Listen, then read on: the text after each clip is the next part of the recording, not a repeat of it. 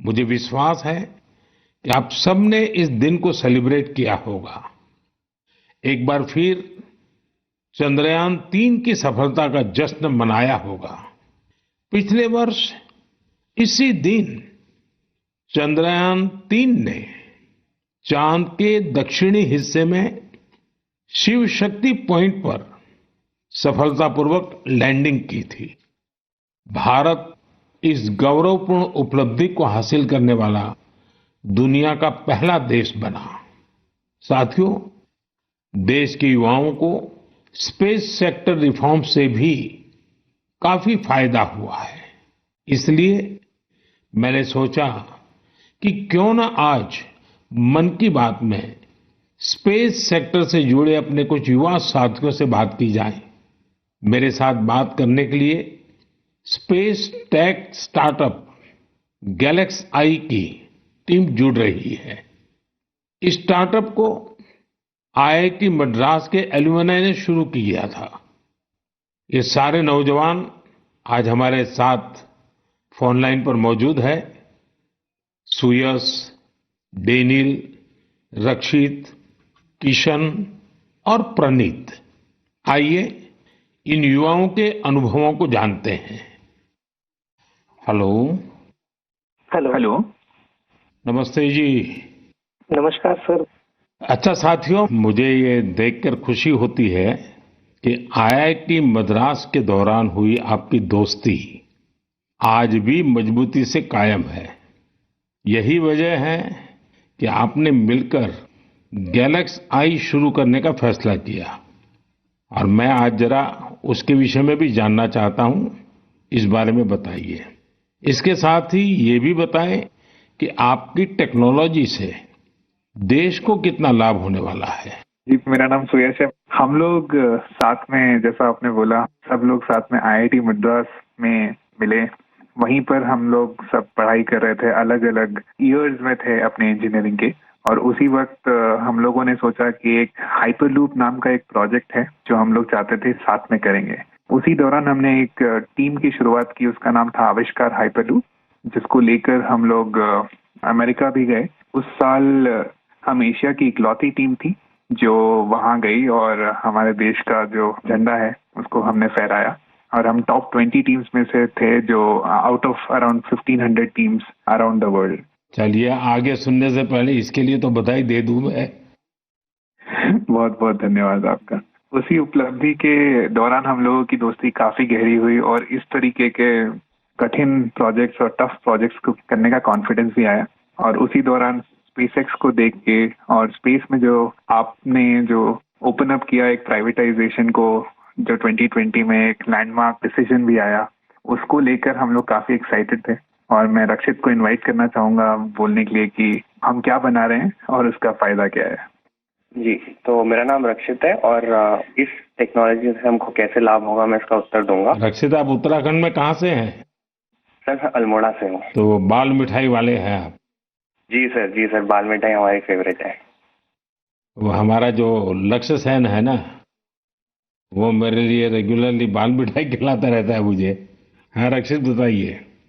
तो हमारी जो ये टेक्नोलॉजी है, ये अंतरिक्ष से बादलों के आर पार देख सकती है और ये रात्रि में भी देख सकती है।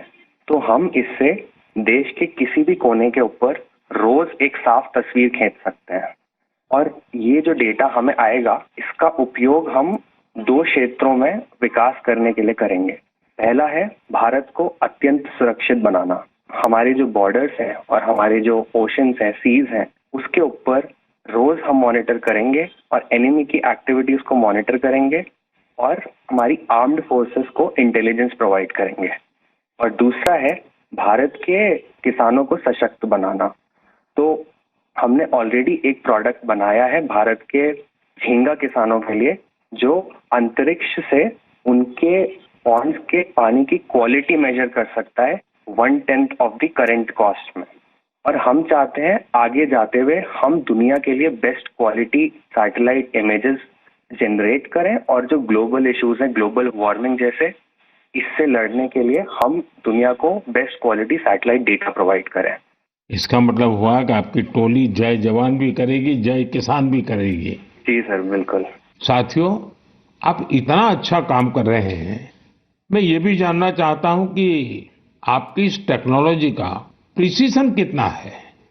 सर, हम लेस देन 50 सेंटीमीटर के रेजोल्यूशन तक जा पाएंगे और हम एक बार में approximately more than 300 square kilometre area को इमेज कर पाएंगे। चलिए, मैं समझता हूं कि ये बात जब देशवासी सुनेंगे तो उनको बड़ा गर्व होगा, लेकिन मैं एक और सवाल पूछना चाहूंगा। जी सर। स्पेस इकोसिस्टम बहुत ही वाइब्रेंट हो रहा है। अब आपकी टीम इसमें क्या बदलाव देख रहे हैं। मेरा नाम किशन है। हमने ये गैलेक्साई शुरू होने के बाद से ही हमने इन स्पेस आते हुए देखा है और काफी सारे पॉलिसीज आते हुए देखे हैं, ये जैसे कि geospatial data policy and Indian space policy. और हमने पिछले 3 साल में काफी बदलाव आते हुए देखा है और काफी प्रोसेसेस और काफी इंफ्रास्ट्रक्चर और काफी फैसिलिटीज इसरो के ये अवेलेबल और काफी अच्छे तरीके से हुए हैं। जैसे कि हम इसरो में जाके टेस्टिंग कर सकते हैं हमारे हार्डवेयर का, ये काफी आसान तरीके से अभी हो सकता है। 3 साल पहले वो प्रोसेसेस उतने नहीं थे और ये काफी हेल्पफुल रहा है हमारे लिए और काफी और स्टार्टअप्स के लिए भी। और रीसेंट एफडीआई पॉलिसीज की वजह से और ये फैसिलिटीज अवेलेबिलिटी की वजह से और स्टार्टअप्स को आने के लिए काफी इंसेंटिव है और ऐसे स्टार्टअप्स आके काफी इजीली और काफी अच्छे से डेवलपमेंट कर सकते हैं ऐसी फील्ड में जिसमें यूजुअली डेवलपमेंट करना बहुत कॉस्टली और टाइम कंज्यूमिंग रहता है। बट करंट पॉलिसीज और इन स्पेस के आने के बाद काफी चीजें आसान हुई है स्टार्टअप्स के लिए। मेरे मित्र डेनियल चावड़ा पे इस पे कुछ और बोलना चाहेंगे।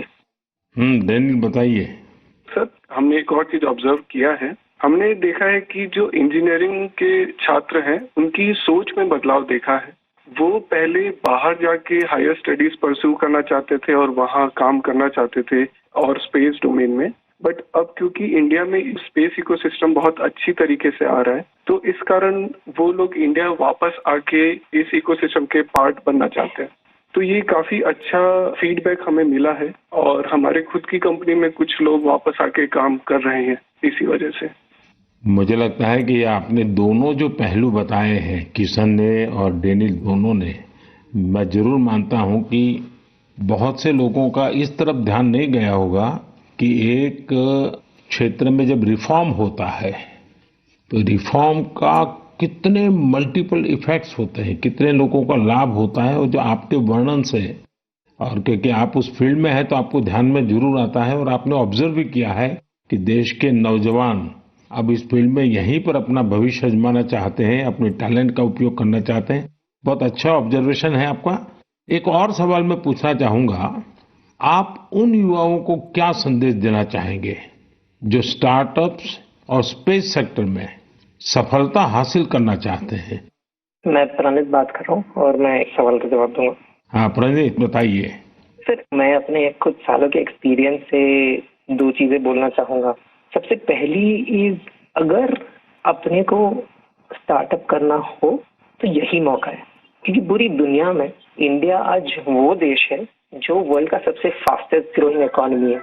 और इसका मतलब ये हुआ कि अपने पास अपॉर्चुनिटी बहुत ज्यादा है। जैसे मैं 24 साल की उम्र में ये सोच के प्राउड फील करता हूँ कि अगले साल हमारी एक सैटेलाइट लॉन्च होगी जिसके बेसिस पे अपनी गवर्नमेंट कुछ मेजर डिसीजंस लेगी और उसमें हमारा छोटा सा एक कंट्रीब्यूशन है।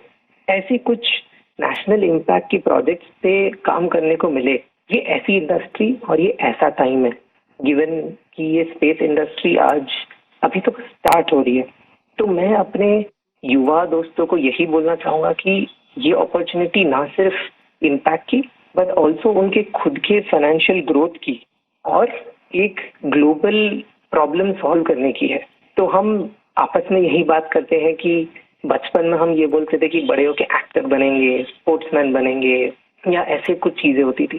बट आज अगर हम ये सुने कि कोई बड़ा होके ये बोलता है कि मुझे बड़ा होके एंटरप्रेन्योर बनना है, स्पेस इंडस्ट्री में काम करना है, ये हमारे लिए बहुत प्राउड मोमेंट है कि हम इस पूरे ट्रांसफॉर्मेशन में एक छोटा सा पार्ट प्ले कर पाए। साथियों, एक प्रकार से प्रणीत, किशन, डेनियल, रक्षित, सुयश, जितनी मजबूत आपकी दोस्ती है उतना ही मजबूत आपका स्टार्टअप भी है। तभी तो आप लोग इतना शानदार काम कर रहे हैं। मुझे कुछ साल पहले आईआईटी मद्रास जाने का अवसर मिला था और मैंने उस संस्थान के एक्सीलेंस को खुद अनुभव किया है। और वैसे भी आईआईटी के संबंध में पूरे विश्व में एक सम्मान का भाव है और वहां से निकलने वाले हमारे लोग जब भारत के लिए काम करते हैं तो जरूर कुछ न कुछ अच्छा कंट्रीब्यूट करते हैं। आप सभी को और स्पेस सेक्टर में काम करने वाले दूसरे सभी स्टार्टअप्स को मेरी बहुत बहुत शुभकामनाएं हैं। और आप पांचों साथियों से बात करके मुझे बहुत अच्छा लगा। चलिए, बहुत बहुत धन्यवाद दोस्तों। Thank you so much. मेरे प्यारे देशवासियों, इस साल मैंने लाल किले से बिना पॉलिटिकल बैकग्राउंड वाले 1 लाख युवाओं को पॉलिटिकल सिस्टम से जोड़ने का आह्वान किया है। मेरी इस बात पर जबरदस्त प्रतिक्रिया हुई है। इससे पता चलता है कि कितनी बड़ी संख्या में हमारे युवा राजनीति में आने को तैयार बैठे हैं। बस उन्हें सही मौके और सही मार्गदर्शन की तलाश है। इस विषय पर मुझे देश भर के युवाओं के पत्र भी मिले हैं। सोशल मीडिया पर भी जबरदस्त रिस्पांस मिल रहा है। लोगों ने मुझे कई तरह के सुझाव भी भेजे हैं। कुछ युवाओं ने पत्र में लिखा है कि उनके लिए वाकई अकल्पनीय है दादा या माता पिता की कोई राजनीतिक विरासत नहीं होने की वजह से वो राजनीति में चाहकर भी नहीं आ पाते थे। कुछ युवाओं ने लिखा कि उनके पास जमीनी स्तर पर काम करने का अच्छा अनुभव है, इसलिए वे लोगों की समस्याओं को सुलझाने में मददगार बन सकते हैं। कुछ युवाओं ने ये भी लिखा कि परिवारवादी राजनीति नई प्रतिभाओं का दमन कर देती है। कुछ युवाओं ने कहा कि इस तरह के प्रयासों से हमारे लोकतंत्र को और मजबूती मिलेगी। मैं इस विषय पर सुझाव भेजने के लिए हर किसी का धन्यवाद करता हूं। मुझे उम्मीद है कि अब हमारे सामूहिक प्रयास से ऐसे युवा जिनका कोई पॉलिटिकल बैकग्राउंड नहीं है वे भी राजनीति में आगे आ सकेंगे। उनका अनुभव और उनका जोश देश के काम आएगा। साथियों, स्वतंत्रता संग्राम के दौरान भी समाज के हर क्षेत्र से ऐसे अनेकों लोग सामने आए थे जिनकी कोई राजनीतिक पृष्ठभूमि नहीं थी। उन्होंने खुद को भारत की आजादी के लिए झोंक दिया था। आज हमें विकसित भारत का लक्ष्य पाने के लिए एक बार फिर उसी स्पिरिट की जरूरत है। मैं अपने सभी युवा साथियों को कहूंगा, इस अभियान से जरूर जुड़े। आपका ये कदम अपने और देश के भविष्य को बदलने वाला होगा। मेरे प्यारे देशवासियों, हर घर तिरंगा और पूरा देश तिरंगा। इस बार ये अभियान अपनी पूरी ऊंचाई पर रहा। देश के कोने कोने से इस अभियान से जुड़ी अद्भुत तस्वीरें सामने आई। हमने घरों पर तिरंगा लहराते देखा। स्कूल, कॉलेज, यूनिवर्सिटी में तिरंगा देखा। लोगों ने अपनी दुकानों, दफ्तरों में तिरंगा लगाया। लोगों ने अपने डेस्कटॉप, मोबाइल और गाड़ियों में भी तिरंगा लगाया। जब लोग एक साथ जुड़कर अपनी भावना प्रकट करते हैं तो इसी तरह हर अभियान को 4 चांद लग जाते हैं। अभी आप अपनी टीवी स्क्रीन पर जो तस्वीरें देख रहे हैं ये जम्मू कश्मीर के रियासी की है। यहां 750 मीटर लंबे झंडे के साथ तिरंगा रैली निकाली गई और ये रैली दुनिया के सबसे ऊंचे चिनाब रेलवे ब्रिज पर निकाली गई। जिसने भी इन तस्वीरों को देखा उसका मन खुशी से झूम उठा। श्रीनगर के डल लेक में भी तिरंगा यात्रा की मनमोहक तस्वीरें हम सब ने देखी। अरुणाचल प्रदेश के ईस्ट कामेंग जिले में भी 600 फीट लंबे तिरंगे के साथ यात्रा निकाली गई। देश के अन्य राज्यों में भी इसी तरह हर उम्र के लोग ऐसी तिरंगा यात्राओं में शामिल हुए। स्वतंत्रता दिवस अब एक सामाजिक पर्व भी बनता जा रहा है। ये आपने भी अनुभव किया होगा। लोग अपने घरों को तिरंगा माला से सजाते हैं। स्वयं सहायता समूह से जुड़ी महिलाएं लाखों झंडे तैयार करती हैं। ई कॉमर्स प्लेटफॉर्म पर तिरंगे में रंगे सामानों की बिक्री बढ़ जाती है। स्वतंत्रता दिवस के अवसर पर देश के हर कोने, जल, थल, नभ, हर जगह हमारे झंडे के 3 रंग दिखाई दिए। हर घर तिरंगा वेबसाइट पर 5 करोड़ से ज्यादा सेल्फी भी पोस्ट की गई। इस अभियान ने पूरे देश को एक सूत्र में बांध दिया है और यही तो एक भारत श्रेष्ठ भारत है। जी